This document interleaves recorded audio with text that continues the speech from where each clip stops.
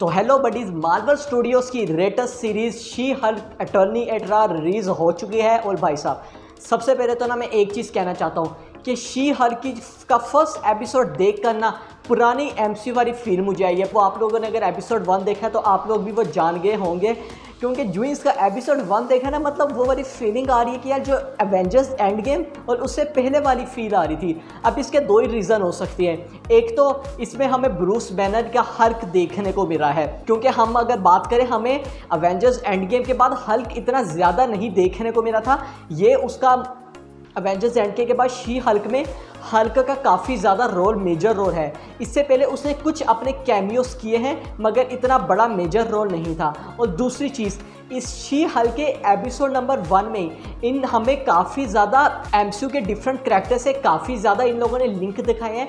हमें काफ़ी ज़्यादा ईस्टर एग देखने को मिले, ख़ास तौर पर स्टीव रॉजर्स का। आप लोग खुद ही समझ गए होंगे, हमने जिसके पोस्ट क्रेडिट सीन में भी दिखा था। तो यस, इस वीडियो में मैं शी हल्क एटर्नी एट रा का एपिसोड नंबर 1 के बारे में बात करने जा रहा हूँ। क्या इसका ये वाला एपिसोड इतना अच्छा जो मुझे लगा वो क्यों लगा। तो अभी तो आपने वीडियो को लाइक नहीं किया, लाइक करिए, चैनल को सब्सक्राइब कर दीजिएगा। बिना टाइम इसके लेट्स गेट स्टार्ट।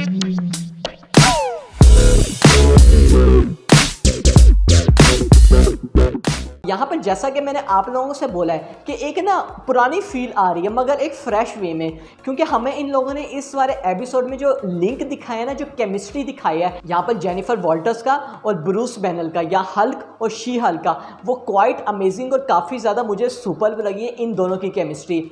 अब इस एपिसोड पे आ जाते हैं।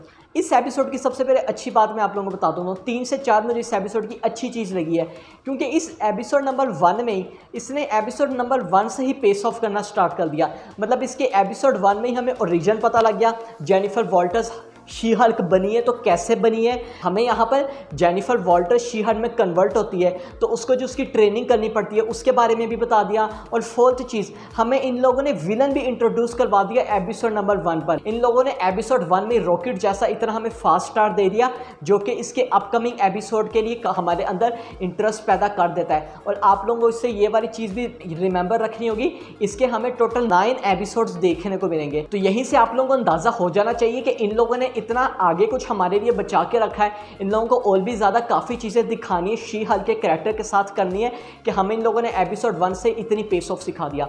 अब यहाँ पर हम इस एपिसोड नंबर 1 पर आ जाते हैं। यहाँ पर जो एपिसोड 1 में हमें देखने को मिला है, हमें यहाँ पर जैसा कि मैं बोला बेसिकली पता लग गया कि जेनिफर वॉल्टर शी हल्क कैसे बनी थी। यहाँ पर हमें एपिसोड की स्टार्टिंग देखने को मिलती है with a fourth wall break. Yes, यहाँ पर जैसा कि आप लोगों को पता होगा कि जेनिफर वॉल्टर्स डेडपूल के बाद सेकंड कैरेक्टर होने वाली है, अगर मैं कॉमन कैरेक्टर्स की बात करूँ, जिसने यहाँ पर फोर्थ वॉल ब्रेक की है। अगर फोर्थ वॉल उसे कहते हैं जब एक कैरेक्टर डायरेक्ट ऑडियंस से बात करता है, जैसा कि डेडपूल काफ़ी ज़्यादा आप लोगों ने सीन में देखो जब वो डायरेक्ट ऑडियंस से बात कर रहा होता है। तो यहाँ पर हम देखते हैं कि कैसे जेनिफर वॉल्टर्स ऑडियंस से बात करती है। उसने यहाँ पर जैसा कि हमें पता है कि वो रॉयर है और वो अपना जो एंडिंग आर्ग्यूमेंट है उसकी प्रैक्टिस कर रही होती है, उसकी रिहर्सल कर रही होती है। और हम उसके बाद देखते हैं उसकी यहाँ पर जो दोस्त है निकी, उसके साथ भी वो काफ़ी ज़्यादा कन्वर्सेशन करती है। और उसके बाद वो दोबारा से फोर्थ वॉल ब्रेक करती है जब वो हमसे बात करती है, और इस वाले सीन के बाद वो हमें पास्ट में ले जाती है। अब यहाँ देखिए, एक ना मैं आप लोगों के साथ चीज़ शेयर करना चाहूँगा। मुझे पता है कि यहाँ पर क्या लगता है, मेरा जो है ना अपना नज़रिया ये कह रहा है कि ये लोग ना हमें फोर्थ वॉल इसलिए दिखा रहे हैं, पता नहीं क्यों, एक तरह से ना हमें वो एक तरह से कह रहे हैं, प्रैक्टिस ही करवा रहे हैं कि फैंस को एक तरह से अंदाज़ा हो जाए कि फोर्थ वॉल ये वाली कैरेक्टर ब्रेक कर रही है, क्योंकि वो डेडपूल को भी अब एमसीयू में ला रहे हैं और उसने भी फोर्थ वॉल ब्रेक करनी है। मुझे पर्सनली ऐसा लग रहा है। और यहाँ पर जो मुझे एक अमेजिंग चीज़ लगी कि ये जो फोर्थ वॉल ब्रेक कर रही है ना, बिल्कुल डेडपूल की स्टाइल में कर रही है, क्योंकि मतलब एक कैरेक्टर फोर्थ वॉल ब्रेक करके ऑडियंस को खुद बता रहा है कि आप लोग एक सीरीज़ देख रहे हैं, जो मैं एक कैरेक्टर हूँ और मैं एक हल्क हूँ, और आप लोग मेरी सीरीज़ देख रहे हैं। मतलब जेनिफर वॉल्टर्स हमें अपनी सीरीज़ के बारे में बता रही है कि आप लोगों को काफ़ी ज़्यादा एक super hero funny comedy series देखने को मिलेगी। और डेडपूल भी आप लोगों को याद होगा ऐसी कन्वर्सेशन करता था। तो क्वाइट सिमिलैरिटीज़ हैं, आप लोगों को खुद अंदाज़ा हो जाएगा। और उसके बाद हम यहाँ पर आ जाते हैं जब हमें पता लगता है कि असल में ये जेनिफर वॉल्टर्स कैसी बनी थी।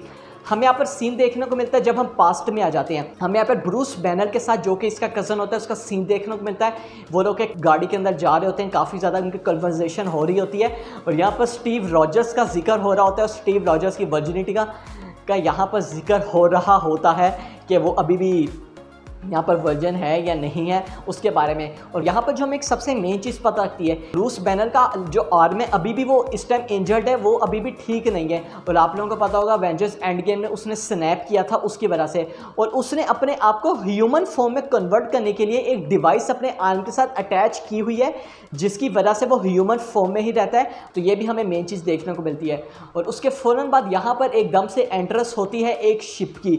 और अगर आप लोगों ने थोर रैग्नारोक देखी है तो आप लोग इस शिप को पहचान गए होंगे। यस, इस स्पेसशिप का यहाँ पर नाम है सेकेरेंट स्पेसशिप, जो कि ग्रैंड मास्टर का जो प्लेनेट है उससे बिलोंग करती है। तो यहाँ पर हमें रिवील हो जाता है कि जेनिफर वॉल्टर्स कैसे यहाँ पर शी हल्क बनती है, क्योंकि कार एक्सीडेंट की वजह से हल्क का काफ़ी ज़्यादा ब्लड आ रहा होता है और हम देखते हैं कि जेनिफर वॉल्टर्स के भी यहाँ पर कट लग गया होता है। तो जो ब्रूस बैनर का खून है वो जेनिफर वॉल्टर्स की बॉडी के अंदर उस कट की वजह से, उस कट के थ्रू अंदर चला जाता है। और हम उसके बाद देखते हैं कि कैसे वो यहाँ पर हल्क में ट्रांसफॉर्म हो जाती है। हम देखते हैं वो जब रात गुजारने के बाद एक बार में भी जाती है, और बाद में हम देखते हैं उसको जब काफ़ी ज़्यादा वहाँ पर लड़के हरास कर रहे होते हैं, और उसके बाद हम शी हल्क का फर्स्ट लुक देखते हैं, मगर वहाँ पर हल्क उसको ले जाता है। और हम यहाँ पर उसके बाद देखते हैं कि कैसे हमें वो एक मैक्सिको के रिजॉर्ट में पाई जाती है। तो यहाँ से हमारी मेन स्टोरी स्टार्ट हो जाती है। और यहाँ पर ब्रेक डाउन करने वाली चीज़ है कि हमें यहाँ पर आयरन मैन का एक पंच ब्रोकन हेलमेट भी देखने को मिलता है। तो हमें यहाँ पर एक लेबोरेटरी लैब देखने को मिलती है जब जहाँ पर ब्रूस बैनर अब जो कि अब यहाँ पर बन जाता है प्रोफेसर हल्क हमें देखने को मिलता है।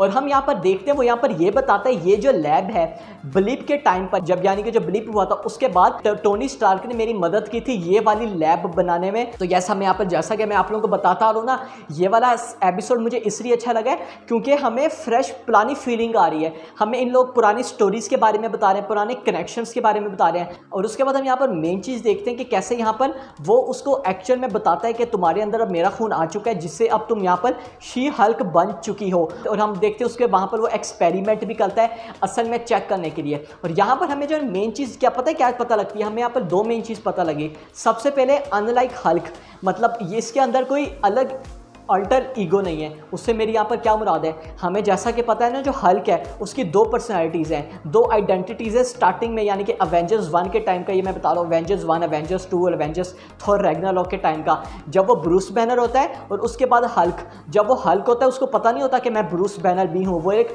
अलग ईगो उसके अंदर आ जाता है, अलग आइडेंटिटी आ जाती है। मगर यहाँ पर जो शी हल्क है, जब वो यहाँ पर शी हल्क में भी ट्रांसफॉर्म होती है ना, उसको पता होता है कि मैं अब ट्रांसफॉर्म हो चुकी हूँ, मैं जेनिफर वॉल्टर्स ही हूँ, यानी कि वो अपने उसको पूरे स्टेट ऑफ माइंड में है। और हम उसके बाद यहाँ पर पूरा ट्रेनिंग प्रोसेस देखते हैं जो कि मुझे काफ़ी ज़्यादा फनी सा ही लगा। जब हम यहाँ पर देखते हैं वो उसको ट्रेनिंग मेडिटेशन का बता रहा होता है, वो उसको पूरी ट्रेनिंग दे रहा होता है। हमें यहाँ पर रॉक फेंकने का भी सीन देखने को मिलता है। ओवरऑल हमें यहाँ पर काफ़ी ज़्यादा ट्रेनिंग वो उसको दे रहा होता है। और यहाँ पर हम इस पूरी ट्रेनिंग का ये देखते हैं कि जेनिफर वॉल्टर्स को ना, मतलब ये होता है कि मैं तो पूरी यहाँ पर बन चुकी हूँ, मुझे अब ट्रेनिंग की यहाँ पर ज़रूरत नहीं है। उसके बाद हम देखते हैं वो कैसे वहाँ से जाने लगती है, मगर यहाँ पर ब्रूस बैनर प्रोफेसर हल्क जो है इंसिस्ट करता है कि तुम्हें यही होना होगा, तुम यहाँ पर नहीं जा सकती। तो ऑफकोर्स ब्रूस बैनर अपनी कज़न की बेहतरी के लिए ही सोच रहा होगा। और हम यहाँ पर देखते हैं, हमें यहाँ पर फाइटिंग सीन भी देख रहा होता है, जो कि मैं चाह रहा था कि हमें यार फाइटिंग सीन देखे ना तो मेरे हल्क और शी हल्क के दरमियान, क्योंकि मतलब वो कज़न्स है, मगर फाइटिंग सीन हल्क और शी हल्क की लड़ाई काफ़ी ज़्यादा अच्छी रहेगी। और हम देखते हैं हमें इन दोनों के दरमियान फाइट सीक्वेंस भी देखने को मिलता है जो कि काफ़ी ज़्यादा अच्छा था। अब यहाँ पर ना मैं एक नेगेटिव चीज़ के बारे में बात करूँगा। देखिए, इन लोगों हमें काफ़ी ज़्यादा फ़नी सीरीज़ दिखा रहे हैं, मगर जो ये लोग प्रोफेसर हल्क का करैक्टर दिखा रहे हैं ना, या जो हल्क का करैक्टर दिखा रहे हैं, ये काफ़ी ज़्यादा फ़नी हो गया है। मतलब अब मैं चाहता हूँ कि ना हमें ये एंग्री हल्क भी देखने को मिले, क्योंकि हमने एवेंजर्स एंड गेम से भी यहाँ तक देखते हो रहे, हमें काफ़ी ज़्यादा फ़नी हल्क टाइप देखने को मिला है, जो काफ़ी ज़्यादा फ़नी चीज़ें करता है, जो काफ़ी ज़्यादा फ़न है। मगर मैं चाहता हूँ हमें इसकी कोई एंग्री साइड भी देखने को मिले, जो हमें एवेंजर्स इन्फिनिटी वॉर तक देखने को मिली थी, वो वाला हल्क। के बाद हम यहाँ पर अब एपिसोड की एंडिंग पर आ जाते हैं, जब हम यहाँ पर ये देखते हैं हमें कोर्ट सीन देखने को मिल रहा होता है, क्योंकि जो पूरी सिचुएशन थी ना, हमें जो जेनिफर वॉल्टर्स फोर्थ वार ब्रेक करके बता रही थी कि ये पूरी सिचुएशन पास्ट की सिचुएशन थी। अब प्रेजेंट टाइमलाइन पे आ जाता है, जब हमने ये देखा था कि कैसे वो क्लोजिंग आर्ग्यूमेंट के लिए जा रही होती है, और हमें यहाँ पर कोर्ट का सीन देखने को मिलता है। और जो ही हम देखते हैं कोर्ट का वहाँ पर सेशन होता है, हमें वहाँ पर एंट्री देखने को मिलती है टाटियाना की, जो कि इस वाली सीरीज़ की मेन विलन है। और हम वहाँ पर एक्शन सीन देखते हैं। अब यहाँ पर हमें एक चीज़ और भी रिवील हो जाती है कि अब पूरी लोगों को भी पता लग चुका है कि अब यहाँ पर शी हल्क भी एग्जिस्ट करती है, क्योंकि वो सबके सामने ट्रांसफॉर्म हो जाती है from Jennifer Walters to She Hulk. और उस वाले ट्रेनिंग सीन के बाद ये पहली दफ़ा था जब वो यहाँ पर ट्रांसफॉर्म हुई थी। और हम इनकी फाइटिंग सीन में देखते हैं कि कैसे बड़ी आराम से शी हल्क ने यहाँ पर टाटियाना को आराम से जो है मार दिया।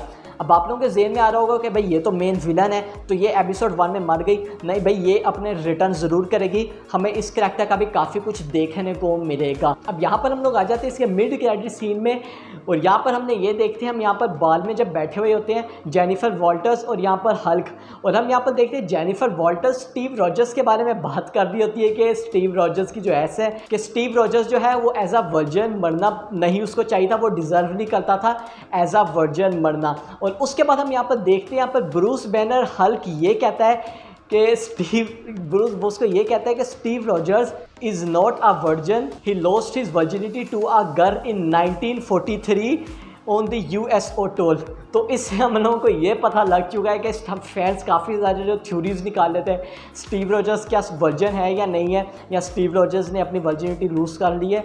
तो Steve Rogers is not a version, ये हम सबको पता लग गया है, जो कि हम सब जानना चाहते थे और आप लोग भी जानना चाहते होंगे, तो ये चीज़ हमें पता लग चुकी है। और मैं आप लोगों से एक बात ज़रूर कह दूँ कि ना, अब क्रिस इवेंट्स से ना ये सवाल ज़रूर पूछा जाएगा, और केविन फाइगी से भी हमारा सवाल ज़रूर पूछा जाएगा कि भाई अब इसका जवाब दो कि किससे स्टीव रॉजर्स ने वर्जिनिटी लूज़ की थी, अगर ये सच है तो।